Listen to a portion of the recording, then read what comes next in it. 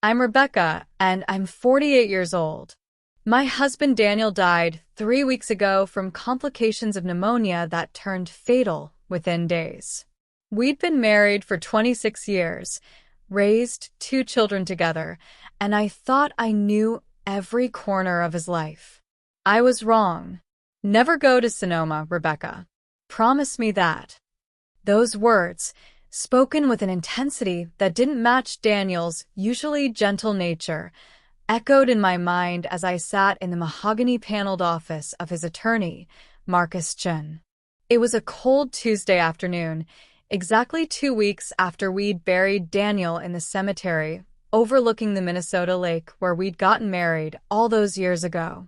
My daughter Lily sat beside me, her hand gripping mine so tightly I could feel my wedding ring pressing into my skin. At 24, she was the image of her father. The same dark curly hair, the same thoughtful brown eyes that seemed to see through any pretense. My son James had refused to come. At 22, he was still too angry at the world, at me, at his father for dying and leaving us with questions instead of answers. Mrs. Torres, Marcus said, adjusting his wire-rimmed glasses as he slid a manila envelope across his desk. There's something your husband wanted you to have only after his passing. Inside the envelope was a deed. Not to our modest 3-bedroom house in St. Paul, but to a property in Sonoma County, California. Bella Vista Vineyard, 340 acres of premium wine-growing land that Daniel had apparently purchased 4 years ago. For years. I taught American history at Roosevelt High School for those 4 years. I graded papers at our kitchen table while Daniel claimed to be at sales conferences. I complained about our tight budget while my husband secretly owned a vineyard in one of the most expensive regions in California. This has to be a mistake, I whispered, staring at the deed with Daniel's signature, bold and unmistakable at the bottom. There's no mistake, Mrs. Torres. Marcus withdrew another document. Your husband also left a significant life insurance policy, one you weren't aware of, specifically designated to cover property taxes and maintenance costs for Bella Vista for the next 10 years. Where are you watching from today? Drop your location in the comments below and hit that like and subscribe button if you've ever felt overlooked by your own family. You'll definitely want to stick around for what happened next. Lily leaned forward, her voice sharp with the same confusion I felt. My father bought a vineyard? He didn't know anything about wine. He drank beer at barbecues. Marcus smiled sadly. Actually, Miss Torres, your father grew up on that vineyard. It was his family's property for 3 generations before financial troubles forced its sale when he was 19. He spent the last 4 years of his life buying it back and restoring it. The room tilted slightly. Daniel never spoke about his childhood in California. He told me his parents died when he was young, that he had no siblings, no extended family worth mentioning. He'd built a life in Minnesota from nothing, working his way up from entry-level sales to regional manager, providing steadily, if not lavishly, for our family. There's more, Marcus continued, retrieving a small wooden box from his desk drawer. Inside was a silver key attached to a grapevine-shaped keychain and a flash drive. Your husband recorded something for you. He asked that you watch it alone, in the vineyard's main house. My hands trembled as I took the box. Why didn't he tell me? Why keep this secret for 4 years? I think the recording will explain everything, Mrs. Torres. Marcus's expression was professionally sympathetic, but I caught something else in his eyes. Pity, perhaps, or concern about what I was about to discover. As Lily and I drove home in silence, my phone rang. Unknown California number. Mrs. Torres? A woman's voice, smooth and confident. My name is Victoria Santos. I'm Daniel's sister. The car swerved slightly as shock made my hands jerk the wheel. Daniel didn't have a sister. Actually, he had 3 siblings. I'm the oldest. There's also your husband's twin brother, Marcus, and our younger brother, Raphael. She paused, letting that impossible information sink in. We need to talk about Bella Vista. That vineyard belongs to the Santos family, not just to Daniel. And certainly not to you. What comes next will change everything you thought you knew about family, loyalty, and the secrets people take to their graves. I pulled into a coffee shop parking lot, my heart hammering against my ribs. Lily was already searching on her phone, her fingers flying across the screen with frantic energy. "Daniel had a twin?" she said, her voice cracking. "Mom, how is that even possible?" Victoria's voice on the phone remained calm, almost amused by my shock. "My brother chose to erase his past when he left California. I'm sure he had his reasons, but those reasons don't change the fact that Bella Vista has been in our family since 1947. Our grandfather planted those vines with his own hands. If the vineyard meant so much to your family, why did you sell it?" I managed to ask, some defensive instinct kicking in despite my complete disorientation. "We didn't sell it. Daniel did." Her tone turned bitter. "Our father left the property to all four of us equally. Daniel was supposed to be the one who managed it since he was the only one who stayed in Sonoma after college. But he made some catastrophic business decisions, took out loans against the property without telling any of us, and when those loans came due, the bank foreclosed. By the time we found out, it was too late." Lily held up her phone, showing me a Facebook page. Victoria Santos, photographed at what appeared to be a family gathering, standing next to a man who could have been Daniel's identical twin. Same strong jawline, same slight cleft in the chin, same way of standing with his weight shifted to his left side. "That's impossible," I breathed. "Daniel would have told me." "Would he?" Victoria asked. "Did he tell you about how he lost our family's legacy? Did he mention that our mother died of a heart attack when she found out what he'd done? Did he explain that his siblings refused to speak to him after the funeral because we blamed him for her death?" Each question was a knife finding a gap in my understanding of the man I'd married. Daniel, my steady, reliable Daniel who balanced our checkbook to the penny and never made an impulsive decision in his life, had destroyed his family's legacy and driven his mother to an early grave? "I don't believe you," I said, but my voice lacked conviction. "Mrs. Torres, I'm not calling to debate the past. I'm calling because my brothers and I have been trying to buy back Bella Vista for years. When we learned that Daniel had somehow managed to purchase it himself 4 years ago, we were surprised. And frankly, suspicious about where he got that kind of money." "What are you implying?" "I'm not implying anything. I'm stating facts. Bella Vista sold for $8.3 million 4 years ago. Where did a sales manager from Minnesota get $8.3 million? The question hung in the air like poison gas. I had no answer because I hadn't known about the purchase at all, let alone how Daniel had financed it. "We want to make you a fair offer," Victoria continued, her tone shifting to something more businesslike. $15 million for the property. That's nearly double what Daniel paid, and well above current market value. You'd be set for life, your children would be set for life, and the vineyard would return to the family that built it." "I need to think," I said numbly. "Of course. But Mrs. Torres?" Her voice hardened slightly. "Don't wait too long. The property tax bill is coming due in 6 weeks, and it's substantial. I'd hate to see you lose Bella Vista the same way we did, buried under costs you can't manage." She hung up, leaving me staring at my phone like it was a bomb that had just been activated. Lily's hand found mine again. "Mom, what's happening?" "I don't know, sweetheart. I don't know anything anymore." That night, I couldn't sleep.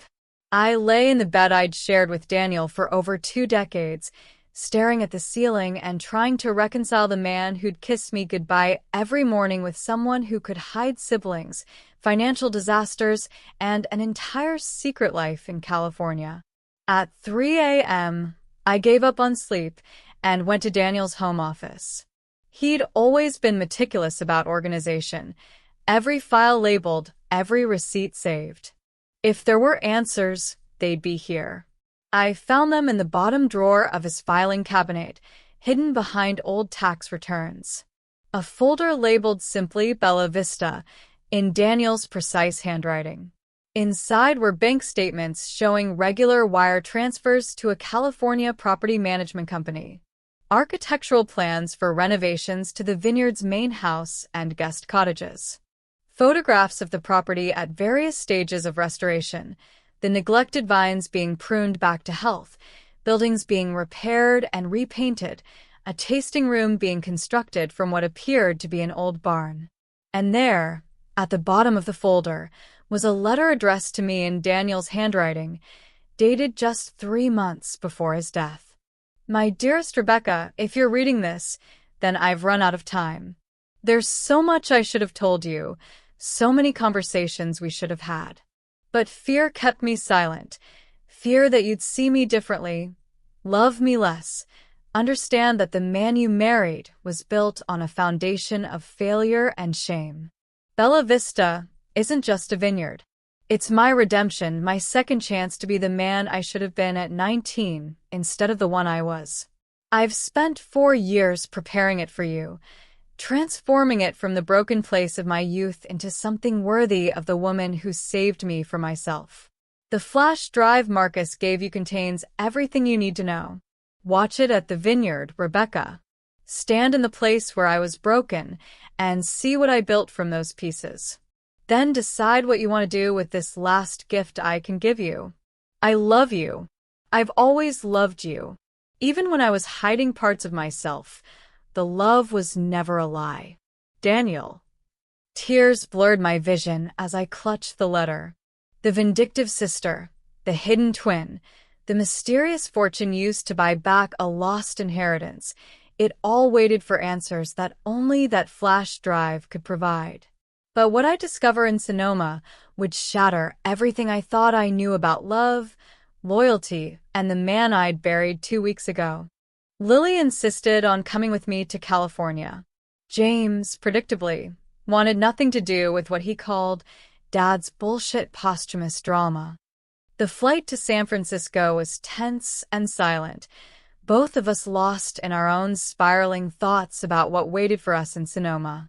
We rented a car and drove north through the golden hills of wine country. GPS guided us off the main highway onto increasingly narrow roads until we reached a wrought iron gate with Bella Vista Vineyard spelled out in elegant, cursive metalwork. The property that stretched before us was breathtaking. Rolling hills covered in precise rows of grapevines, their leaves turning amber and crimson in the October afternoon. At the center, a beautifully restored Spanish colonial revival house with cream-colored walls and a terracotta roof, surrounded by mature oak trees and gardens that looked professionally maintained. This wasn't some rundown family farm Daniel had sentimentally preserved. This was a multi-million-dollar estate, operating and pristine. "Mom," Lily whispered, gripping my arm. "What the hell?" We drove through the open gate, the crunch of gravel under our tires the only sound besides my own thundering heartbeat. As we approached the main house, a figure emerged from the front door. It was Daniel. Same height, same build, same way of walking with a slight favor to his right leg from an old soccer injury. But as he came closer, small differences emerged. This man's hair was longer, touched with more gray at the temples. His face carried deeper lines around the eyes, weathered by sun in a way Daniel's office worker complexion had never been. "Rebecca." His voice was Daniel's voice, but with an accent that placed him firmly in Northern California instead of the neutral Midwest tones my husband had cultivated. "I'm Marcus, Daniel's twin." I couldn't move, couldn't breathe. Seeing my dead husband's face on a living man was surreal and deeply disturbing, like witnessing a ghost made flesh. Lily found her voice first. "You're real. You're actually real. Marcus's smile was sad. Very real. And very sorry for your loss. Our loss. He gestured toward the house. Please come in. We have a lot to discuss, and I imagine Victoria has already tried to scare you into selling. The interior of the house was stunning. High ceilings with exposed beams, terracotta tile floors, French doors opening onto a courtyard with a fountain. But what dominated the space was the photographs. Dozens of them, covering an entire wall of what appeared to be a great room. And in every single one was Daniel. A young Daniel, perhaps 8 or 9, standing in the vineyard with an older man who must have been their father. Teenage Daniel, laughing with 3 other teenagers who shared his features. Young adult Daniel, standing proudly beside barrels in what looked like a wine cellar. He never forgot this place, Marcus said quietly, watching me stare at the photographic evidence of my husband's erased history. No matter how hard he tried to pretend it didn't exist, Bella Vista was always home for him. Victoria said, "He destroyed your family." I turned to face Marcus, searching for truth in features so eerily familiar. That his mistakes cost you everything. Marcus poured 3 glasses of wine from a bottle that bore the Bella Vista label. Victoria tells a version of the truth, the one that makes her rage feel righteous. But the full truth is more complicated. He handed me a glass, and I noticed his hands. They were scarred and calloused in a way Daniel's never had been. These were hands that had worked the land, not pushed papers across a desk. Our father was an alcoholic, Marcus began, settling into a leather armchair. Functional enough to keep the vineyard running, but not functional enough to make good business decisions. Daniel and I were 19 when Dad took out a massive loan against the property to expand production. He was convinced we could compete with the big Napa wineries if we just had more capacity. What happened? Lily asked, sitting beside me on the sofa. The expansion failed. The quality couldn't match the quantity. We ended up with thousands of gallons of mediocre wine we couldn't sell at premium prices. Marcus took a long drink. Dad started drinking more. Mom was working 3 jobs, trying to keep us afloat. And Daniel tried to fix it. How? He took out personal loans without telling anyone, used a share of the property as collateral, thinking he could make some quick money in investments and pay everything back before our parents noticed. Marcus shook his head. He was 19 and terrified and trying to save everyone. Instead, he lost everything. Victoria said your mother died because of what Daniel did. Marcus's expression darkened. Mom died because she had an undiagnosed heart condition and worked herself to exhaustion trying to save a vineyard that was already lost. Daniel blamed himself. We blamed him. Victoria especially blamed him because she'd been away at law school when everything fell apart, and rage is easier than guilt. He stood, walking to the wall of photographs. After the foreclosure, Daniel disappeared. Changed his last name from Santos to Torres, moved across the country, built a completely new identity. I only found him 5 years ago because I hired a private investigator. 5 years. I did the math quickly. You knew where he was for 5 years and never told me? He begged me not to. Said it would destroy his marriage if you knew he'd lied about his entire history. Marcus turned back to me, Daniel's eyes filled with someone else's pain. I respected his wishes because I understood his shame. But I also told him that if he ever had the means, he should buy back Bella Vista. Make it right, not for us, but for himself. So he did, I said slowly, pieces starting to fit together. But where did he get $8 million? Marcus smiled slightly. You really didn't know, did you? Rebecca, your husband wasn't just a regional sales manager. 4 years ago, he sold a patent for a medical device he'd been developing in his spare time. Some kind of improved dialysis filter. The sale price was $18 million. The room spun. $18 million. Daniel had come into $18 million and never told me. Never changed our modest lifestyle. Never suggested we retire early, or travel the world, or do anything besides continue our ordinary middle-class existence. He paid cash for the vineyard, Marcus continued, then spent the next 4 years secretly restoring it. He hired me to manage it, paid me a real salary for the first time in my life. He even reached out to Raphael, our younger brother, who's now the head vintner here. And Victoria? Victoria refused to have anything to do with it. She said she'd rather see the property burn than accept anything from Daniel after what he'd done. Marcus's expression was pained. She's been trying to legally challenge the sale ever since, claiming Daniel didn't have the right to buy back property that had belonged to all 4 siblings. Lily spoke up, her voice small.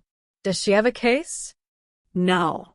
The bank sold to whoever had the money. Daniel's money was as good as anyone's. Marcus looked at me directly. But she'll make your life hell trying. Victoria is a lawyer specializing in property disputes, and she's got decades of resentment fueling her crusade. I thought of Daniel, my Daniel, carrying this weight of secret wealth and family estrangement for 4 years. Working his regular job, coming home to dinner, helping Lily with college applications, and arguing with James about his choice to skip university, all while privately restoring the place where his young mistakes had destroyed his family. The flash drive, I said suddenly. Marcus gave me a flash drive with a recording from Daniel. Where should I watch it? Marcus stood. Follow me. Daniel had a very specific place in mind. What Daniel recorded would force me to choose between the life I knew and a future I never imagined. Marcus led us through the house and out the back doors, across a manicured lawn to a small stone building nestled among the oak trees. It looked ancient compared to the renovated main house, its rough walls covered in climbing vines. This is the original wine cellar, Marcus explained, unlocking a heavy wooden door. Built by our grandfather in 1947. It's the oldest structure on the property. Inside, the temperature dropped noticeably. Stone walls curved overhead in a barrel vault, and the air smelled of earth and age. At the far end, surrounded by empty wine racks, was a desk with a laptop computer and a single photograph in a silver frame. The photograph showed 5 people, a couple in their 40s and 3 children who looked to be in their teens, plus a baby. I recognized Daniel immediately, his arm around a girl who must have been Victoria. The family he told me didn't exist, frozen in a moment of happiness before everything fell apart. He spent hours down here while he was restoring the property, Marcus said softly. Said it was the only place that felt honest to him, where the past and present could coexist without him having to pretend to be someone he wasn't. Lily touched my shoulder. Do you want us to stay? I looked at the laptop, then at Marcus. Did you watch it? No. Daniel made me promise I wouldn't. Said it was for you alone, when you were ready to hear the full truth. He moved toward the door. Take all the time you need. The house is yours, Rebecca. Daniel made sure of that in his will. Whatever you decide about selling to Victoria or keeping the vineyard, the choice is yours. When they'd gone, and I was alone in the quiet stone room, I sat at the desk and inserted the flash drive. The laptop, already powered on, immediately opened a video file. Daniel's face filled the screen. Not the pale, exhausted face from his final days in the hospital, but a healthier version from perhaps 6 months ago. He was sitting in this very cellar, in this very chair, the photograph of his family visible over his shoulder. Hi, sweetheart. His voice, so achingly familiar, made tears spring to my eyes immediately. If you're watching this, then I'm gone, and you've made the journey to Bella Vista. Thank you for that. Thank you for being brave enough to face my secrets even after I wasn't brave enough to share them while I was alive. He smiled, that crooked smile that had made me fall in love with him in a college library 28 years ago. I'm going to tell you everything, Rebecca. No more lies, no more omissions. You deserve to know who you really married, even if that knowledge comes too late for me to face the consequences. For the next hour, I watched as Daniel methodically dismantled every lie our marriage had been built on. He explained about his family, the failed vineyard, his desperate attempts to fix things that only made them worse. He talked about the foreclosure, his mother's death, and his siblings' justified anger. I ran away because I couldn't bear to be the person who destroyed everything, he said, his eyes glistening with unshed tears. I changed my name, moved to Minnesota, and tried to become someone else. Someone without a history of failure. Someone worthy of being loved. He described meeting me, falling in love, building our life together, always with the shadow of his past lurking in the background. Every time you asked about my family, and I said they were dead, I felt like I was killing them all over again. But I couldn't figure out how to tell the truth without losing you. Then he explained the patent, the unexpected windfall, and the impossible decision it presented. I could have told you about the money. We could have retired, traveled, lived in luxury. But I knew if I suddenly had millions to spend, you'd have questions. Questions I still wasn't ready to answer. Daniel leaned closer to the camera, his expression intense. So I made a different choice. I used the money to buy back Bella Vista, to undo the greatest mistake of my life. I've spent 4 years restoring this place, not just the buildings and vines, but the family connections I'd severed. Marcus works here now. Raphael makes wine here. Even Victoria, despite her anger, knows that our family legacy is secure again. He paused, wiping at his eyes. But I should have told you. Every time I claimed to be at a sales conference when I was really here, supervising renovations or walking the vineyard rows or sitting in this cellar trying to figure out how to confess everything, I should have just been honest with you. The truth is, Rebecca, I was a coward. I was so afraid you'd see me the way Victoria does, as the family destroyer, the weak link who couldn't handle pressure. I was afraid you'd look at James and Lily and wonder what other failures I'd pass on to them. The video continued with Daniel explaining the property's value, the wine business's profitability, and his plans for ensuring the vineyard's future. I've structured everything so that if you want to keep Bella Vista, you can. Marcus and Raphael will manage the day-to-day operations. You'll have a steady income from wine sales and property leases. Or you can sell to Victoria for whatever price you can negotiate. Or you can sell to someone else entirely and walk away from this whole complicated mess. He smiled sadly. I know Victoria has probably already contacted you, probably already made an offer that seems generous. And maybe it is generous. But Rebecca, I want you to know that Bella Vista isn't just worth money. It's worth the restoration of a family. Marcus and I reconciled here. Raphael forgave me here. Even my father, before he died 2 years ago, came here and told me he was proud of what I'd rebuilt. My father died? I whispered to the screen, stunned by yet another revelation. Daniel had attended his father's funeral without telling me, had grieved in secret while maintaining the fiction that his parents had died decades ago. There's one more thing, Daniel said, his expression shifting to something more serious. Victoria is right that the 4 of us equally inherited this property originally. The ethical thing to do might be to divide the vineyard's value among all the siblings now. But Rebecca, Victoria will use any opening to take control. She'll argue that you don't have the right to make decisions about Santos family property, that the vineyard should be managed by blood relatives. He leaned back in his chair. Don't let her bully you. This property is legally yours. I made sure of that. But I also created a trust that will give Marcus and Raphael ongoing shares of the vineyard's profits if you choose to keep it. Victoria is excluded from that trust because she refused to participate in the restoration or acknowledge my right to make amends. The choice is yours, sweetheart. Keep Bella Vista and build a new life here in the place I came from. Sell it and use the money to build whatever life you want elsewhere. Or find some middle path I haven't imagined. Daniel's image flickered slightly as he reached toward the camera. I love you, Rebecca. I've loved you from the moment you told me to shut up in that library because I was disturbing your studying. I'm sorry I couldn't be fully honest with you. I'm sorry I let fear keep me from sharing all of myself.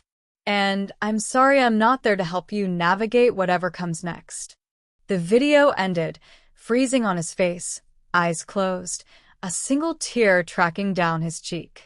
I sat in the silence of the stone cellar for a long time, Daniel's confession echoing in my mind.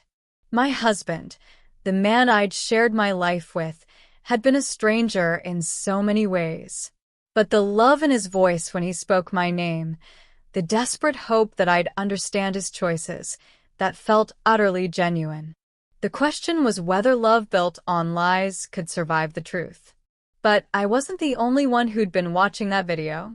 I emerged from the cellar to find the sun setting over the vineyard, painting the sky in shades of orange and purple that seemed almost artificially vivid. Marcus was waiting on the patio, 2 fresh glasses of wine already poured.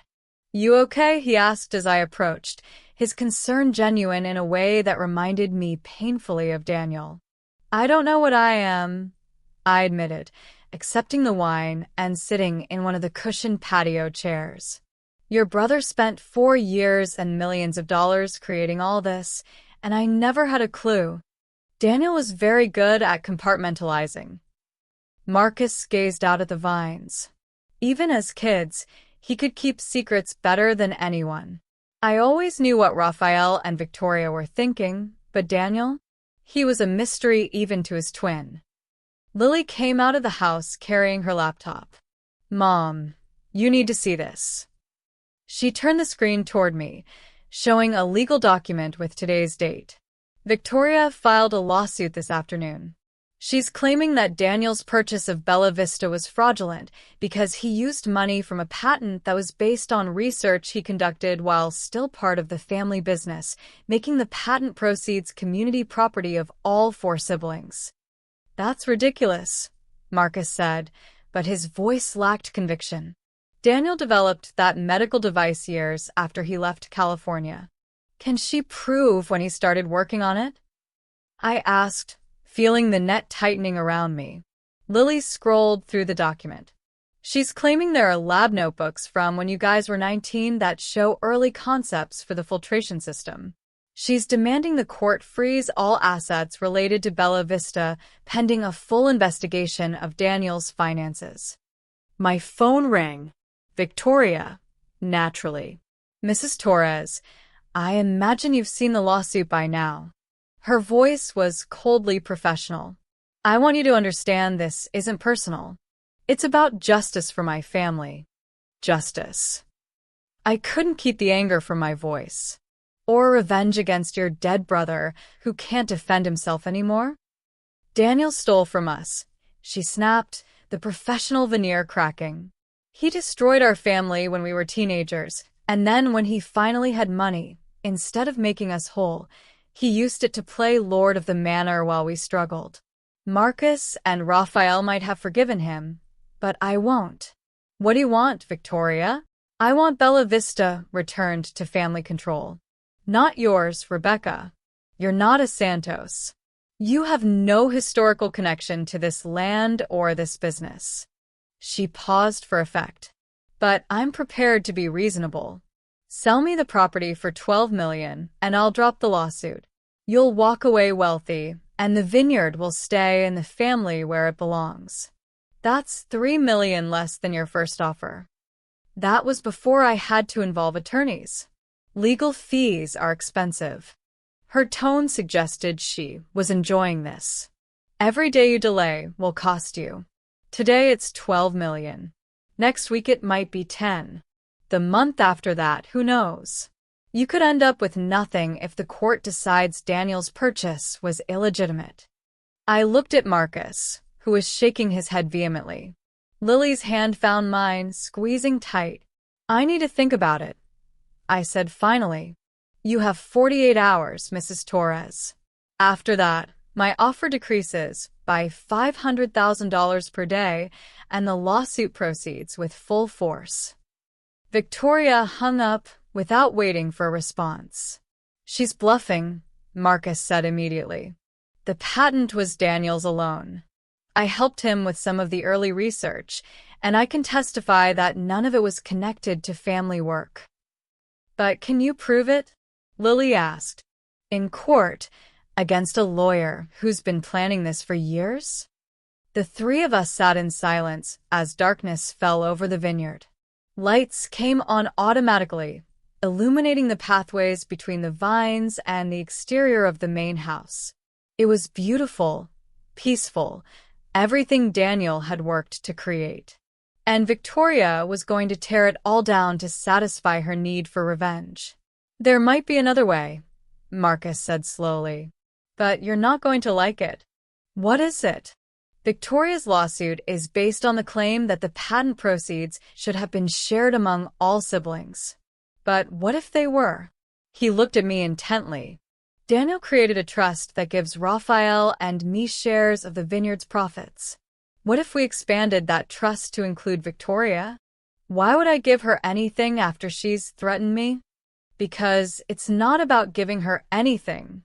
It's about taking away her legal standing. Marcus leaned forward, excited now. If Victoria is already receiving financial benefit from the property through the trust, she can't claim she was harmed by Daniel's purchase. Her lawsuit collapses. Lily was nodding, following the logic. But won't she just refuse to be part of the trust? She might. But the offer has to be made public, through the court. If she refuses a fair settlement that makes her a beneficiary, it shows the lawsuit is about spite, not justice. It could turn the judge against her. I considered this. How much would her share be? The trust currently gives Raphael and me each 15% of annual profits. We could offer Victoria the same, or even 20% to make the offer more compelling. Marcus smiled slightly. Daniel set it up, so you retain majority control and 50% of profits. Even giving Victoria 20%, you'd still own the vineyard and have final say on all decisions. And she'd hate that, I realized. She wants full control, not a minority stake. Exactly. So either she accepts and you've bought peace, or she refuses and undermines her own lawsuit. Marcus spread his hands. Either way, you win. It was clever, the kind of strategic thinking Daniel had always been good at. Using an opponent's own aggression against them, finding the path that looked like compromise but was actually victory. There's one problem, Lily said quietly. What if the court agrees with her about the patent? What if they decide Daniel really did use family resources to develop it? Then none of this matters, I admitted. If the court rules against Daniel's claim to the patent proceeds, the property purchase could be invalidated. Victoria, Marcus, Raphael, and I would all have equal claims to Bella Vista, and we'd be forced to either buy each other out or sell to a third party. Which is exactly what Victoria wants, Marcus said grimly. A forced sale where she can swoop in with the highest bid, probably using investors she's already lined up. She gets the vineyard, we get nothing, and Daniel's 4 years of work mean nothing. We sat in the gathering darkness, the stakes of Victoria's gambit becoming clearer. This wasn't just about money or property. It was about erasing Daniel's attempt at redemption, proving that his gesture of reconciliation had been as flawed and ultimately destructive as his original mistakes. My phone buzzed. A text from James, my son who'd refused to come to California. Mom, some lawyer called asking questions about Dad's finances. What the hell is going on? Victoria wasn't just attacking me. She was going after my children, digging into Daniel's life, trying to find any weakness that would support her claim that he'd been dishonest or incompetent or undeserving of his success. I need to see the patent documents, I said suddenly. Everything related to Daniel's medical device. If we're going to fight this, I need to understand exactly what he invented and when. Marcus nodded. I'll get the files from Daniel's office here. He kept meticulous records. As he disappeared into the house, Lily moved closer to me. Mom, are you sure you want to do this? Victoria sounds unstable. Maybe we should just take whatever money she's offering and go home. And let her win? I shook my head. Your father spent the last 4 years of his life trying to fix a mistake he made when he was 19. He kept it secret from us, which was wrong, but his intention was good. He wanted to restore what he'd broken. But it's not your fight, Mom. This is Santos' family drama. It became my fight the moment Daniel made me his heir, I said firmly. And it's your fight too. You're a Santos, whether Victoria wants to acknowledge it or not. Daniel was your father, and this vineyard represents his legacy to you and James. Lily was quiet for a moment. I wish he'd told us. All those years, all those lies. I know, sweetheart. I'm angry too, but I'm also beginning to understand why he did it. I looked out at the vineyard, at the careful rows of vines Daniel had restored, at the beautiful house he'd renovated. He was ashamed, and sometimes shame makes us do things that hurt the people we love most. What I didn't know was that Victoria had already made her next move, and it would force me to confront the darkest secret of all. Marcus returned with a banker's box full of files, which we spread across the dining room table. Patent applications, research notebooks, correspondence with medical device manufacturers, everything Daniel had kept regarding his invention. As I sorted through the documents, a pattern emerged. The earliest notes dated back 12 years, when Daniel and I were living in our first apartment in St. Paul. Sketches of filtration systems drawn on the back of grocery receipts. Calculations scribbled during lunch breaks at work. There was nothing that connected to his teenage years in California or the family vineyard business. This proves it, I said, holding up a notebook clearly dated and notarized. Daniel's work started years after he left California. Victoria's claim has no merit. Marcus was reading through another file, his expression troubled. Rebecca, did Daniel ever mention someone named Dr. Eleanor Chen? No. Who is she? According to this correspondence, she was Daniel's research partner in the early development of the filtration system. Marcus held up a letter. She's credited as co-inventor on the original patent application. My stomach dropped. Co-inventor? But Daniel sold the patent himself. Where's Dr. Chen now? That's what concerns me. Marcus pulled out more documents. There's a settlement agreement here dated 6 years ago. Daniel paid Dr. Chen $2.5 million for her share of the patent rights, but look at this clause. He pointed to a paragraph in the dense legal text. I read it twice before the implications hit me. She can contest the sale if she believes she was underpaid, I whispered. And she has up to 7 years to file a claim. Which means she has 1 more year, Marcus confirmed. And if Victoria's lawyers find her and convince her that the patent was worth more than $5 million total, she could sue to reclaim her share, which would undermine Daniel's ownership, which would undermine the vineyard purchase. I sat down heavily. This just gets worse and worse. Lily was already on her laptop, searching. Dr. Eleanor Chen, biomedical engineer. She's currently teaching at Stanford. She looked up, her face pale. Mom, Stanford is less than 2 hours from here. Victoria could contact her anytime. Or maybe she already has, Marcus said grimly. As if summoned by our fears, my phone rang again. But this time it wasn't Victoria. It was a number I didn't recognize, local to the Sonoma area. Mrs. Torres? This is Dr. Eleanor Chin. I believe we need to talk about your late husband and the work we did together. My hands were shaking as I put the phone on speaker so Marcus and Lily could hear. Dr. Chin, I was just reading about your partnership with Daniel. Then I signed away my rights to the patent for a fraction of what it eventually sold for. Her voice was crisp and professional, but I detected an undercurrent of emotion. I was contacted this afternoon by an attorney named Victoria Santos. She suggested that your husband may have defrauded me in our settlement agreement. That's not true, I said quickly. The patent hadn't been sold when you reached your agreement with Daniel. No one knew what it would eventually be worth. That's legally accurate, Dr. Chin acknowledged. But Mrs. Torres, I'm not calling because of Victoria Santos or potential litigation. I'm calling because your husband was my friend, and I think you deserve to know the truth about why he needed to buy me out in the first place. I don't understand. 6 years ago, Daniel came to me desperate for money. He said there was a family property he needed to purchase immediately, or it would be lost forever. He asked if I'd be willing to sell him my half of the patent rights before we'd even finalized a commercial buyer. Dr. Chin paused. I sold to him for $2.5 million, knowing it was probably worth more, because he told me it was for his family's legacy.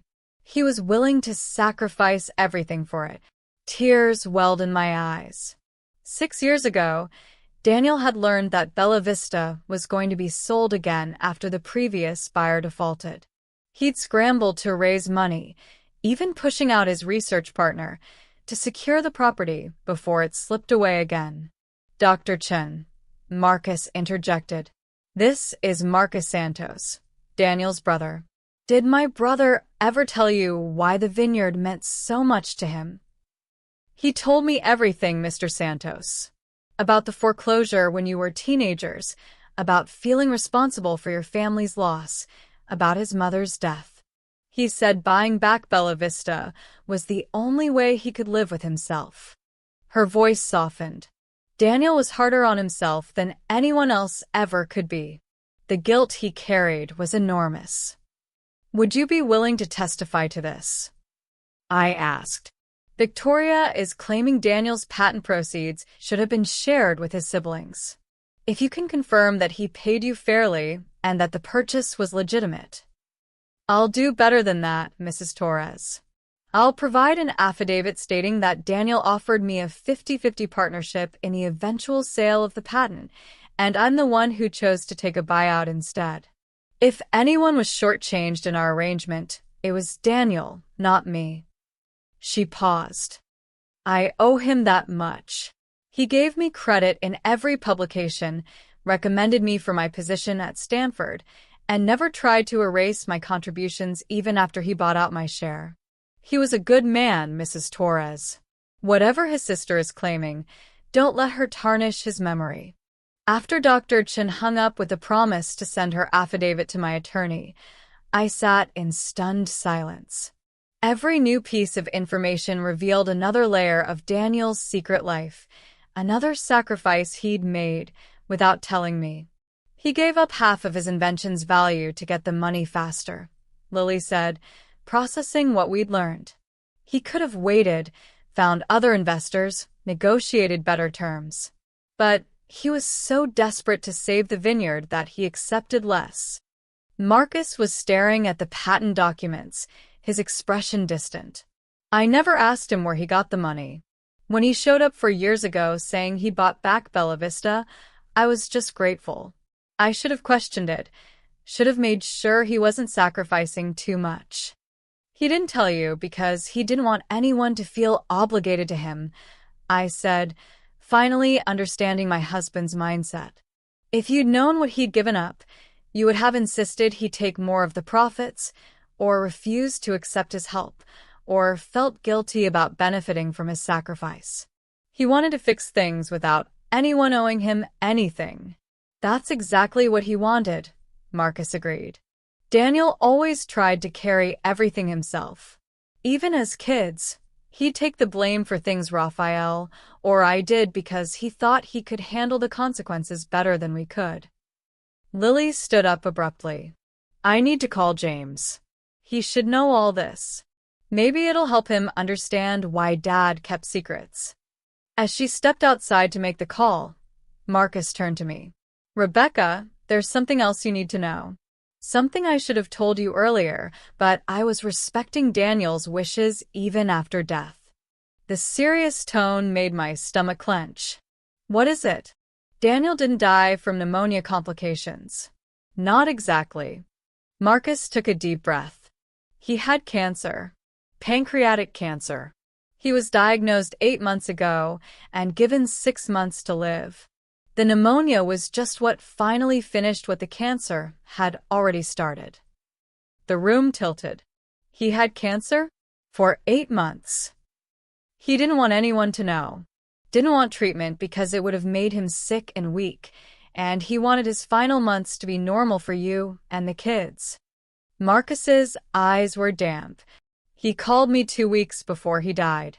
Said he'd finished everything he needed to finish. The vineyard was restored, his relationship with Raphael and me was healed, and he'd made all the arrangements to ensure you'd be taken care of. He said he was ready. Ready to die? I could barely get the words out. Ready to stop pretending. Ready to let go of the secrets that had defined his life. Marcus reached across the table to grip my hand. He loved you, Rebecca. Everything he did, every lie he told, every secret he kept, it was all because he loved you and was terrified of losing you. I thought of Daniel in those final weeks, claiming the pneumonia was just a bad cold, insisting he didn't need to go to the hospital until it was too late. He'd been saying goodbye in his own way, tying up loose ends, making sure I discover Bella Vista and understand his choices. Did he suffer? I asked, needing to know. He was at peace. That's what he told me in our last conversation. He'd made his amends, restored what he'd broken, and left you something beautiful. He said dying was easier than living with regret had been. Marcus smiled sadly. My brother spent 26 years running from his mistakes. In the end, he spent his final months running toward redemption instead. A car's headlights swept across the windows, followed by the crunch of tires on gravel. Marcus moved to look outside, then tensed. Rebecca, we have a problem. Victoria is here, and she brought sheriff deputies with her. The fight for Bella Vista was about to become a battle I couldn't avoid. I joined Marcus at the window, watching as Victoria emerged from a sleek black sedan, followed by 2 uniformed sheriff's deputies. She was dressed in an expensive suit, her dark hair pulled back in a severe bun that emphasized her resemblance to Daniel, a resemblance that now felt like a weapon being used against me. What is she doing? I asked, my heart pounding. Escalating, Marcus said grimly. Stay calm. Don't admit to anything, and don't let her provoke you. Lily came back inside, her phone call forgotten as she saw the scene unfolding. Mom, what's happening? Before I could answer, Victoria was knocking on the door with authoritative sharpness. Marcus opened it, positioning himself as a barrier between his sister and me. Victoria. I wasn't aware we had a family meeting scheduled. Move aside, Marcus. Her voice was cold. I'm here on official business. One of the deputies stepped forward, a woman in her 40s with a no-nonsense expression. Mrs. Rebecca Torres? Yes. I'm Deputy Walsh. We have a court order requiring you to preserve all documents and financial records related to this property pending the outcome of ongoing litigation. You're not to remove, destroy, or alter any materials that might be relevant to the case. She handed me a sheaf of papers. I scanned them quickly, seeing official stamps and legal jargon that essentially froze me from doing anything with the Vineyard's business records. This is harassment, Marcus said angrily. Rebecca just arrived in California. She hasn't had time to remove or destroy anything. It's preventative, Victoria said smoothly. I'm sure Mrs. Torres understands that in disputes of this magnitude, we need to ensure all evidence is preserved. She looked past Marcus to where I stood. I'm also here to inventory all personal items that belong to my brother. Anything Daniel purchased with potentially disputed funds could be subject to asset recovery. You want to take his belongings? I couldn't keep the outrage from my voice. I want to document them. There's a difference. Victoria pulled out her phone. For example, I'll need to photograph the contents of his office here, any personal effects in the master bedroom, vehicles registered in his name. This is outrageous, Lily said, moving to stand beside me. You're treating my mother like a criminal. I'm treating her like someone who may have unknowingly benefited from fraudulent activity. Victoria's smile was sharp. Nothing personal, dear. Just protecting family interests. Deputy Walsh looked uncomfortable. Ms. Santos, the court order only covers business documents, not personal effects. Personal effects purchased with business funds, Victoria corrected. Which is virtually everything in this house given that Daniel used patent money to renovate it. Marcus stepped between Victoria and me. That's enough. You've delivered your court order. Now leave. Actually, I have every right to be here. I'm a 25% heir to this property under the original inheritance from our father. Victoria pulled out another document. My attorneys researched the foreclosure sale. The bank never legally extinguished our inherited interests, only Daniel's specific ownership. Which means, Raphael, you and I still have claims to this property that supersede any subsequent purchase. That's not how foreclosure works, Marcus protested. It is when the foreclosure was improperly executed. We found irregularities in the original sale process. Victoria was clearly enjoying this. Daniel didn't buy back a property he once owned. He bought stolen property that was never legally the bank's to sell. The deputies were exchanging glances now, clearly uncomfortable with being used as props in a family drama that was getting increasingly complicated. Ms. Santos, Deputy Walsh said carefully, these sound like civil matters that should be resolved in court, not with law enforcement present. I just want to ensure that evidence is preserved, Victoria insisted.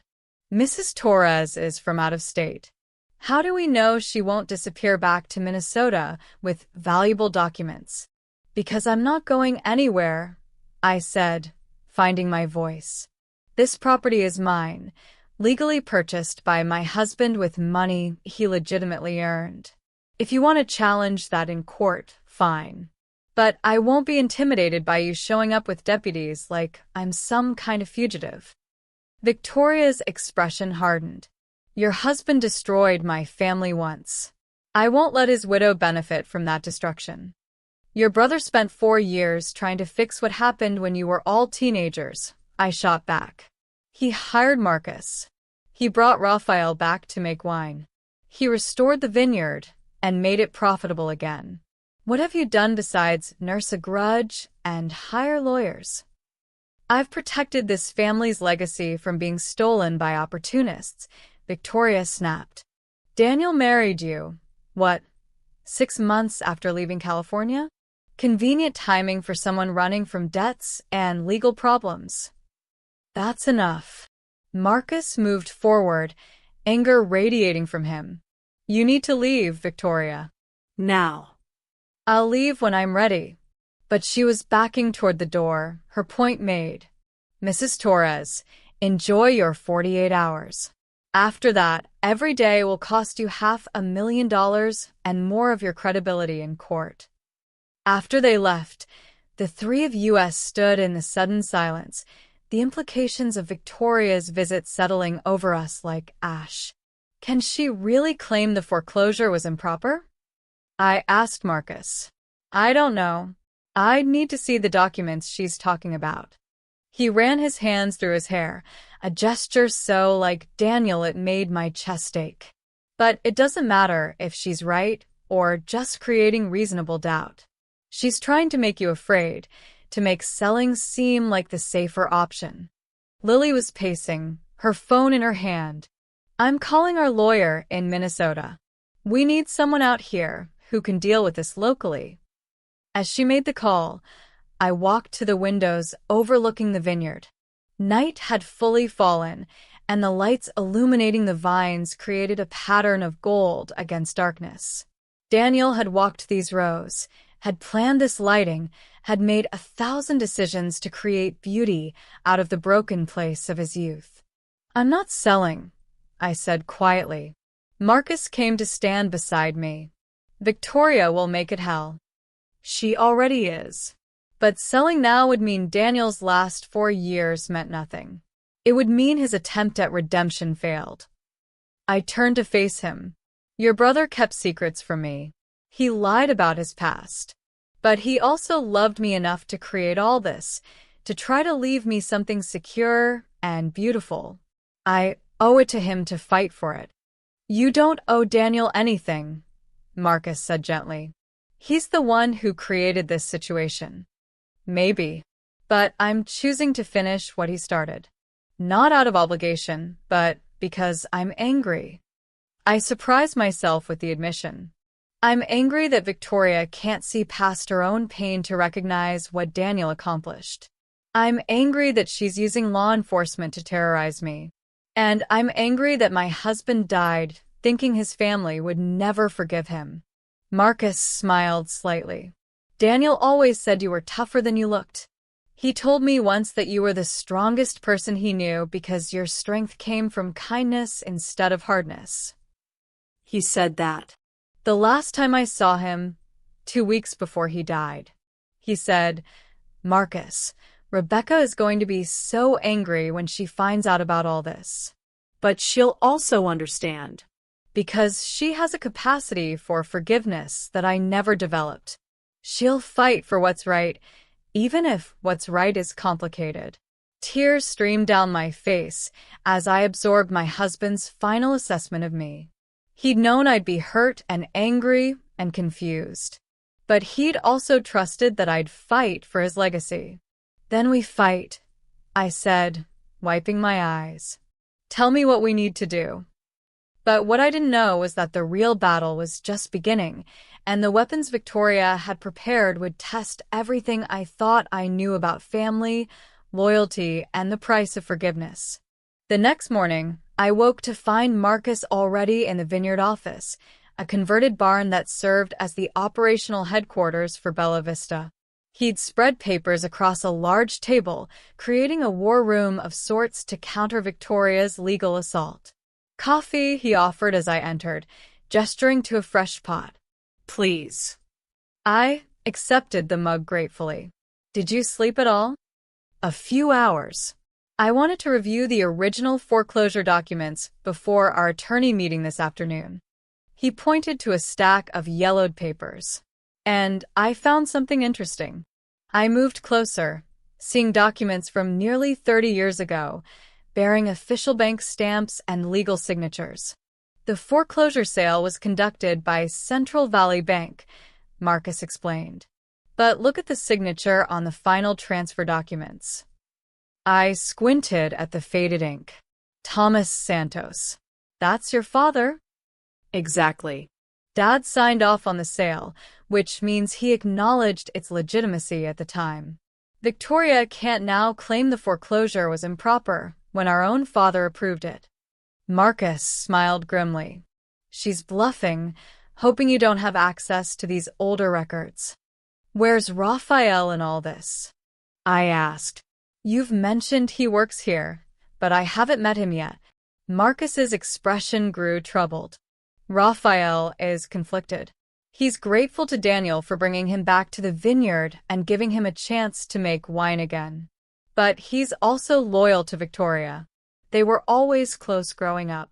As if summoned, the office door opened, and a man entered. He was shorter than Daniel and Marcus, with the same dark hair but lighter eyes, and his hands were stained with what looked like grape juice. "Rebecca," he said, his voice softer than his brother's. "I'm Raphael. I'm sorry I haven't introduced myself sooner. I've been hiding in the wine cellar like a coward." "Not a coward," Marcus corrected. "Just trying to stay out of the crossfire." Raphael poured himself coffee and sat heavily in a chair. "Victoria called me last night. She wants me to testify that Daniel pressured me into accepting a job here, that he used financial coercion to buy my loyalty." "Did he?" I asked directly. No. "He offered me a salary and a chance to make wine in the place where I learned the craft from our grandfather." Raphael looked at me with sad eyes. "But Victoria's not wrong that I needed the money. My restaurant had just failed. I was drowning in debt. Daniel's offer saved me." "That's not coercion," Marcus argued. "That's family helping family. Victoria says it was Daniel buying my silence about the original foreclosure, creating a conspiracy to defraud her of her rightful inheritance." Raphael rubbed his face. "She's threatening to sue me personally if I don't cooperate with her case." I sat down across from him, studying Daniel's youngest brother. "What do you want to do, Raphael?" "I want everyone to stop fighting. I want my sister to let go of her anger. I want my brother to be alive again so he can fix this mess himself." He laughed bitterly.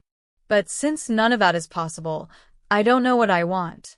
"Victoria is using you," Marcus said bluntly. "She's always used you, Raphael. You were her flying monkey when we were kids, and she's trying to make you one again now."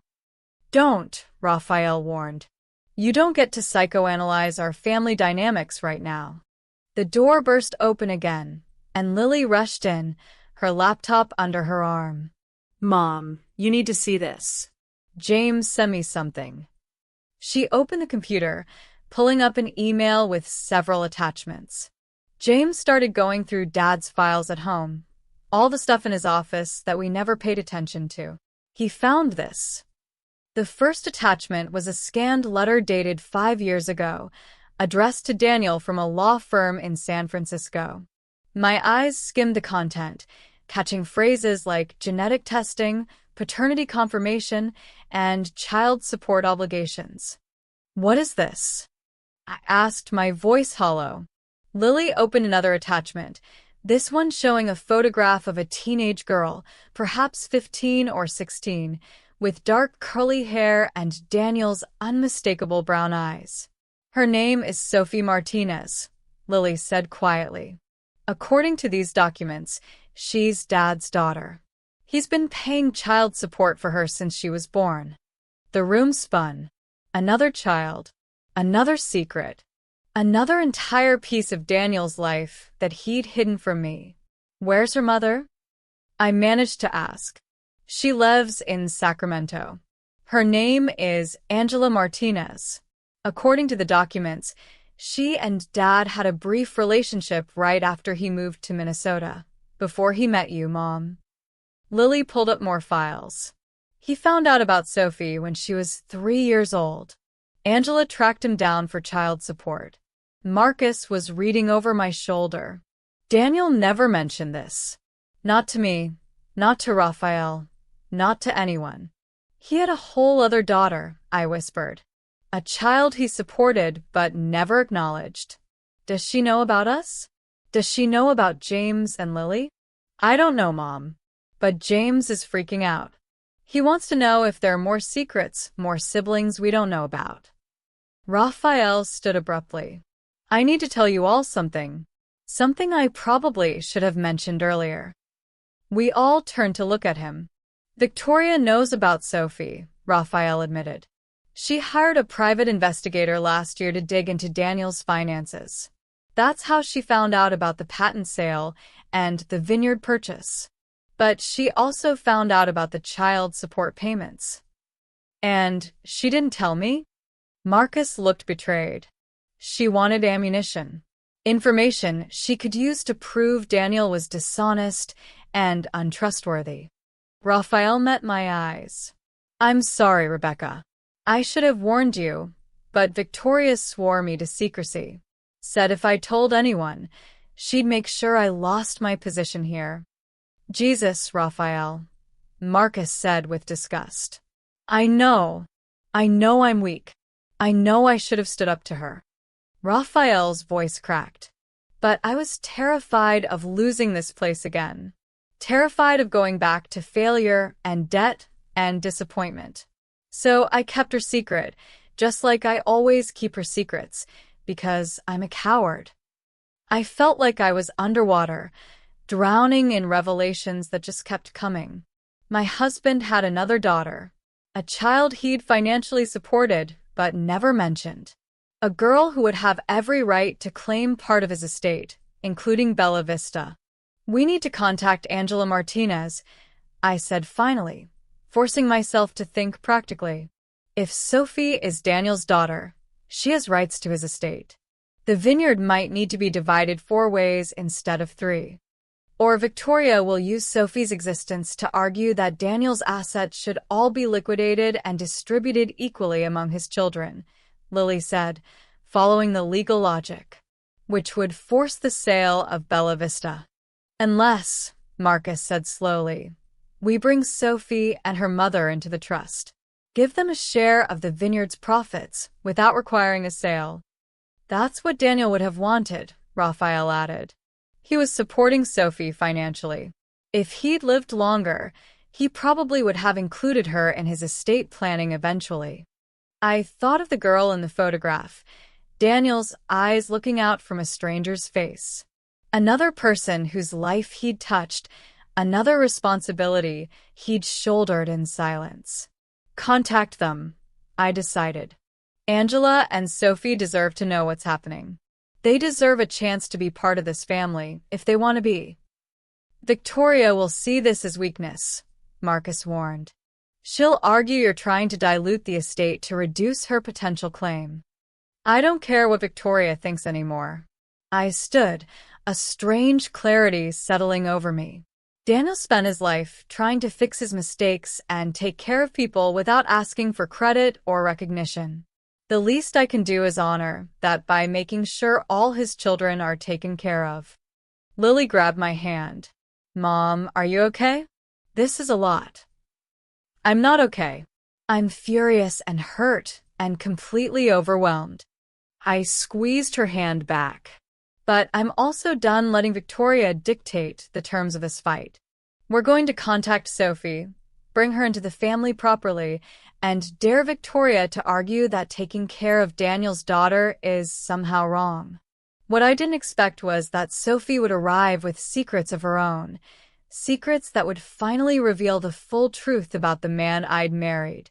Angela Martinez arrived at Bella Vista 3 days later with her daughter Sophie. I watched from the porch as they emerged from a modest Honda, both wearing expressions of cautious wariness that suggested they'd been burned by false promises before. Angela was in her early 40s, attractive in a tired way that spoke of years of single parenthood and making ends meet. Sophie was taller than her mother, almost willowy, with Daniel's curly hair pulled back in a messy bun and eyes that assessed everything with sharp intelligence. Mrs. Torres, Angela said as they approached, not offering her hand. Thank you for reaching out. Sophie wanted to meet you. I wanted to see where my father built his second life, Sophie corrected, her voice carrying an edge of resentment. The life he chose over knowing me. The words stung, even though I hadn't been responsible for Daniel's choices. Please come in. I know this situation is complicated for everyone. Inside, I'd assembled what I was starting to think of as Team Bella Vista. Marcus, Raphael, Lily, and my attorney from Minnesota who'd flown out to help coordinate our response to Victoria's lawsuit. James had surprised me by deciding to come after all. He sat in the corner, studying Sophie with undisguised curiosity about this half-sister he'd never known existed. So, Angela said once everyone had coffee and we'd settled in the great room, your lawyer explained that you want to include Sophie in Daniel's estate. I have to ask why. You could have ignored her existence. The child support was private. No one would have known. Victoria knew, Marcus interjected. She's been holding that information as leverage. We're removing that leverage by being transparent. And because it's the right thing to do, I added. Sophie is Daniel's daughter. She deserves a share of his legacy. Sophie had been staring at the wall of photographs, the visual history of Daniel's California childhood. He looks happy in these pictures. Young and happy. She turned to me. Was he happy with you? In Minnesota? Yes, I said honestly. Complicated, but happy. He visited me twice, Sophie said abruptly. Once when I was 6, and once when I was 12. Both times, he took me to lunch, asked about school, gave my mom an envelope of cash, and left. He said he couldn't be part of my life because it would hurt his other family. Her voice broke slightly. Did you even know I existed? No. I found out 3 days ago, the same time I found out about this vineyard and Daniel's siblings and all the other secrets he kept. Jesus, Sophie laughed bitterly. He really was a professional secret keeper, wasn't he? James spoke for the first time. He kept you secret from Mom. He kept Bella Vista's secret from all of us. But he didn't abandon you, Sophie. 18 years of child support, that's not nothing. It's money, Sophie countered. Not presents. Not a father at school plays or helping with homework or knowing my favorite color. Blue, said a voice from the doorway. We all turned to see Victoria standing there, letting herself in without knocking. She looked at Sophie with an expression I couldn't quite read. Your favorite color is blue, Victoria repeated. Daniel told me. 4 years ago, when he bought back the vineyard and I confronted him about hiding a daughter. He said he couldn't be part of your life because he'd made a promise to his wife when they married that he wouldn't have contact with any previous relationships. But he knew things about you, Sophie. He paid attention from a distance. How did you get in here? Marcus demanded. I still have a key from when this was family property. Victoria moved into the room with the confidence of someone who believed she belonged. I'm not here to cause trouble. I'm here because I owe Sophie an apology. That got everyone's attention. Victoria sat in an empty chair, looking tired in a way I hadn't seen before. I used your existence as ammunition against Rebecca, planning to expose Daniel's secret child, to prove he was dishonest. But watching you walk in just now, seeing how much you look like my brother, I realized something. You're not ammunition. You're a victim of the same disease that infected our entire family. What disease? Sophie asked warily. Secrets and shame. Our father taught us that mistakes should be hidden, that vulnerability was weakness, that asking for help meant failure. Daniel learned that lesson too well. Victoria looked at me. I've been angry at my brother for 29 years. Angry that he lost our vineyard. Angry that he ran away instead of facing consequences. Angry that he got to rebuild his life, while I stayed here watching our family fall apart. But I think I've been angry at the wrong things. Where is this going, Victoria? Marcus asked suspiciously. I'm dropping the lawsuit, she said simply. All of it. The patent dispute, the foreclosure challenge, everything. Stunned silence filled the room. Why? I asked. Because Sophie deserves better than to be used as a weapon in a fight that should have ended decades ago. Because Raphael is right, that I've been letting resentment poison me. And because... She looked at the photographs on the wall, at young Daniel smiling beside their parents. My brother spent 4 years trying to make amends, and I refuse to see it. I don't want to spend the rest of my life being the bitter sister who couldn't forgive. Raphael stood and moved to Victoria, pulling her into a hug. She stiffened, then relaxed, then started crying in a way that suggested she hadn't allowed herself tears in a very long time. I hated him, she sobbed. I hated Daniel for so long, And now he's dead, and I can't ever tell him I'm sorry for not forgiving him when I had the chance. Marcus joined the hug, wrapping his arms around both his siblings.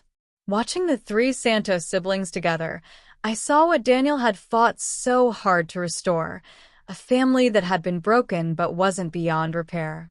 Sophie was watching too, tears streaming down her face. He really loved this place, didn't he? It wasn't just guilt. He actually loved it. He did, Victoria said, pulling back from her brothers and wiping her eyes. Daniel was 8 years old when our grandfather taught him to prune vines. I remember watching from the house, seeing how patient grandfather was, how seriously Daniel took the responsibility. Even then, he understood that the vineyard was more than a business. It was legacy, history, family. Angela spoke up, her voice gentle.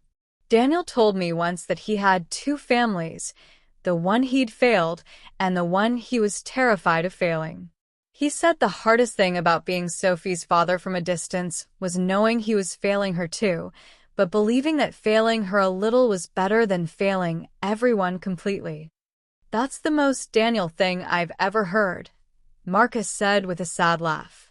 I looked around the room at this strange collection of people brought together by one man's secrets and his attempts at redemption. 2 siblings who'd forgiven him, one who was learning to, a daughter from a relationship that predated our marriage, and my own children trying to understand who their father really was. Sophie, I said, I'd like you to have a stake in Bella Vista. Not just because it's legally appropriate, but because this place represented your father's hope for redemption. You should be part of its future. I don't know anything about wine or vineyards, Sophie protested. Neither did I 3 days ago, I admitted. But I'm learning. And I think Daniel would want you to have the chance to learn too, if you're interested. Sophie looked at her mother, who nodded encouragingly. What would that mean, exactly? It means you'd be a beneficiary of the trust, receiving a share of the vineyard's profits. And it means you'd be welcome here anytime you want to visit, learn, or just connect with the part of your heritage your father tried to preserve. I glanced at Victoria, Marcus, and Raphael. If that's acceptable to everyone. More than acceptable, Marcus said firmly. Sophie is family. She should be included. Victoria nodded. I agree. Daniel would have wanted this. Raphael raised his coffee mug. To expanding the family instead of dividing it. As they toasted, James stood and walked over to Sophie. I'm your brother. I mean, half-brother. I'm James. And I'm sorry Dad was such a coward about letting us know about each other. Sophie smiled for the first time, a tentative expression that transformed her guarded face. I'm sorry, too. For both of us. Lily joined them, and for a moment I watched my children standing with their half-sister, 3 young people connected by a father who'd kept them apart but whose death had brought them together. But Victoria's change of heart came with one final revelation that would explain everything. After Angela and Sophie left with promises to return the following week to work out the legal details, Victoria asked if she could speak with me privately. We walked together through the vineyard rows as the afternoon sun cast long shadows across the vines. There's something you need to know, Victoria said, her earlier vulnerability replaced by a more businesslike demeanor. Something that explains why Daniel was so desperate to buy back Bella Vista and why I was so determined to stop him. We'd reached the highest point of the property, where a bench overlooked the entire estate. Victoria sat, gesturing for me to join her. Our grandfather didn't just teach Daniel to prune vines when he was 8. He also told him a secret that he made Daniel promise never to tell anyone else. She looked out at the vineyard. There's gold on this property. Not oil or minerals or anything that would show up on a standard geological survey. Actual gold, buried by our great-great-grandfather during the gold rush era. I stared at her. You're joking. I wish I were. Our ancestor struck it rich in the Sierra Nevada in 1852, but instead of trusting banks, he buried his fortune here on the land he'd purchased. Then he died suddenly, and the location died with him. It became a family legend, something we half believed was real and half dismissed as fairy tale. And Daniel knew where it was? Grandfather told him on his deathbed, when Daniel was 18. Made him promise not to dig it up until the time was right, until the family needed it most. Victoria's voice was bitter. A year later, Daniel made the mistakes that cost us the vineyard. He had the location of a potential fortune and couldn't use it to save us because of a promise to a dead man. The pieces were falling into place. That's why he was so desperate to buy the property back. Not just for redemption, but because he knew there might be gold here. Exactly. And it's why I fought so hard to stop him. If the gold is real, whoever owns Bella Vista owns a fortune that has nothing to do with wine or oil rights. A fortune that should belong to all of us equally, not just to Daniel's widow. She turned to look at me directly. I've spent 4 years researching that legend, trying to figure out if it's real or just a story grandfather told to make an 8-year-old feel special. And I think it's real. I think Daniel spent the last 4 years restoring this vineyard as cover while he searched for the burial site. Victoria pulled out her phone, showing me a photograph of a hand-drawn map. I found this in Daniel's office here 6 months ago, hidden behind a loose board. It's the location, Rebecca. The exact spot where our great-great-grandfather buried his fortune. The map showed the vineyard property with an X marked near the oak grove behind the main house, in an area that Daniel had designated as protected land, never to be developed or disturbed. Have you looked? I asked. No. Because if I'm right, and the gold is there, then my lawsuit becomes about something completely different. Not about whether Daniel had the right to buy back family property, but about whether he had the right to a treasure that predates any of us. Victoria handed me the phone with the map, still displayed. I'm giving you this because I'm tired, Rebecca. I'm tired of fighting. I'm tired of being angry. And I'm tired of letting greed masquerade as justice. What do you want me to do with this? Whatever Daniel would have wanted. If the gold exists, use it to secure the vineyard's future, to take care of Sophie and your kids and my brothers. Or don't look for it at all. Let it stay buried and become a legend for the next generation. Victoria stood. I'm going back to San Francisco. I'm going to formally withdraw my lawsuit tomorrow, and I'm going to try to figure out how to be the person my brother thought I could be instead of the person our father's mistakes turned me into. She started to walk away, then turned back. Daniel left you a second video. Marcus has it. He was supposed to give it to you only if I dropped the lawsuit. I think today qualifies. After Victoria left, I sat on the bench for a long time, staring at the map on my phone and thinking about the man who'd kept so many secrets. Each revelation had felt like a betrayal, another piece of evidence that I'd never really known my husband. But now, seeing the full picture, I understood something different. Daniel hadn't been hiding out of malice or deception. He'd been protecting people, the way he'd always protected people, sometimes wisely and sometimes foolishly, but always from a place of love and responsibility. That evening, Marcus brought me a small envelope marked for Rebecca, after Victoria forgives me. He really thought she would? I asked, accepting the envelope. Daniel always believed in redemption. For himself, for our family, for everyone. Marcus smiled. I think he would have been happy to see today. Inside was another flash drive. I took it to the stone cellar, to the desk where I'd watched Daniel's first video confession, and prepared myself for whatever final truth he'd left behind. His face appeared on the screen, but this recording was different. He was outside, standing in the oak grove with the main house visible behind him. Hello, my love. If you're watching this, then Victoria has finally let go of her anger, and you know about the gold. He smiled. I'm betting she told you, rather than just taking it.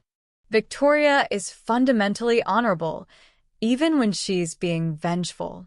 He turned, gesturing to the landscape around him. Our great-great-grandfather buried his fortune somewhere in this grove. Grandfather told me the location when I was 18, made me promise not to dig it up for personal gain, only if the family faced dire need. When I lost the vineyard a year later, I couldn't use the information because of that promise. It's haunted me ever since. Daniel walked toward the camera. I've spent 4 years looking, Rebecca. I've used ground-penetrating radar, consulted historians, dug carefully in a dozen locations. And I found nothing. No gold, no buried treasure, no family fortune waiting to solve all our problems. My heart sank, though I wasn't sure if I felt disappointed or relieved. But here's what I realized, Daniel continued.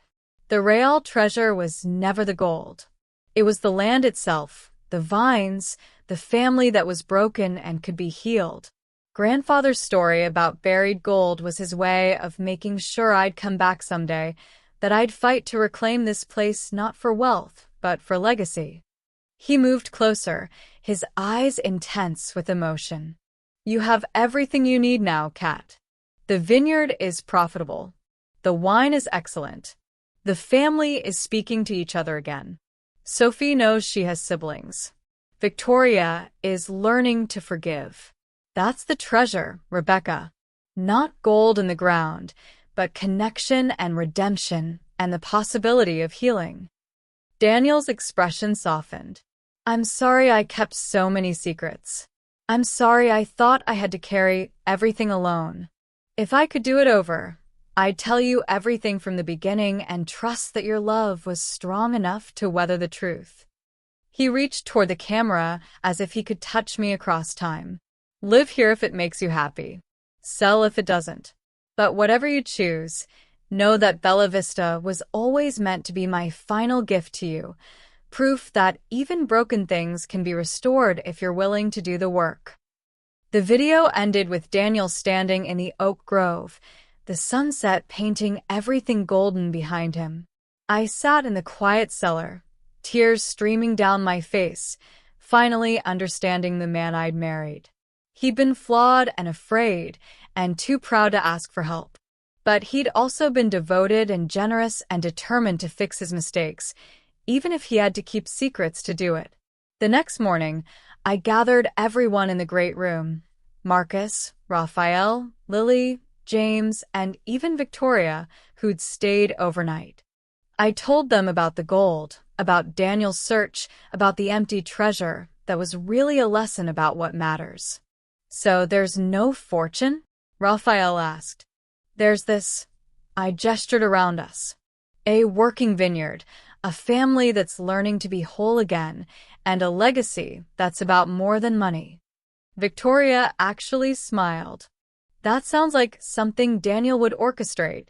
A treasure hunt with no treasure except the journey itself.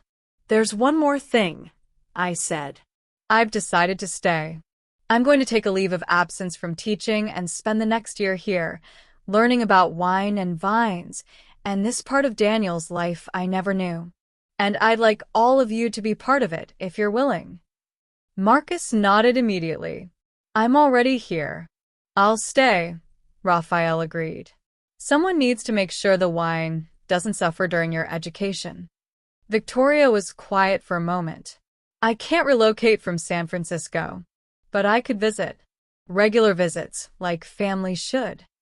That's all I'm asking, I said. Real family, not the broken version we've all been living with. Lily and James exchanged glances. We need to finish school, Lily said. But summer's here? That could work. And Sophie, James added. She should be part of this too. She will be. I'm setting up the trust to include all of Daniel's children equally, plus shares for Marcus and Raphael. Victoria, I'd like you to be on the board of directors, helping make decisions about the vineyard's future. You'd trust me after everything I've done? Victoria asked. Daniel trusted in redemption. I think I should too. 6 months later, I stood in the same oak grove where Daniel had filmed his final video. The vines were beginning to bud with spring growth, and the air smelled of earth and possibility. Sophie was visiting for her spring break, helping Raphael in the wine cellar and asking 1,000 questions about her father. James had brought his new girlfriend to meet the family. Lily was designing a new website for the vineyard's direct-to-consumer sales. Marcus was expanding the tasting room, and Victoria had sent a case of expensive champagne to celebrate our first award-winning vintage. I'd learned that Daniel was right. The treasure was never about gold. It was about taking broken pieces and creating something whole, about forgiveness and second chances and the messy, complicated work of being a family. The vineyard that Daniel forbade me to visit had become my home. The secrets that nearly destroyed us had transformed into the foundation of something stronger. And the man who kept so much hidden had, in the end, given me the greatest gift of all, the courage to embrace an unexpected future and the wisdom to understand that love, even imperfect love, can heal almost anything.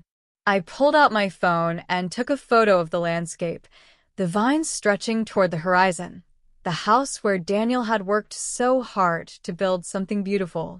I posted it to the Vineyard's social media with a simple caption. Every vine tells a story. Every harvest is a second chance. Welcome to Bella Vista, where broken things grow beautiful. Within minutes, comments started appearing from wine enthusiasts, other vineyard owners, and people I'd never met who were touched by the idea of redemption and restoration. But my favorite comment came from Victoria. Your husband would be proud. Hell, I'm proud. Welcome home, Rebecca. I looked out at Bella Vista, at the legacy Daniel had left and the future I was building from it, and felt something I hadn't experienced since his death. Peace. The secrets were all revealed. The family was healing. The vineyard was thriving. And I, Rebecca Torres, was finally home. Thank you so much for staying with me through this journey. If you enjoyed this story of secrets, redemption, and finding yourself in unexpected places, please like and subscribe. Share this with someone who believes in second chances. And let me know in the comments, would you have fought for the vineyard or walked away? I'd love to hear your thoughts. Until next time, remember that the best legacies aren't about what we hide, but what we have the courage to reveal.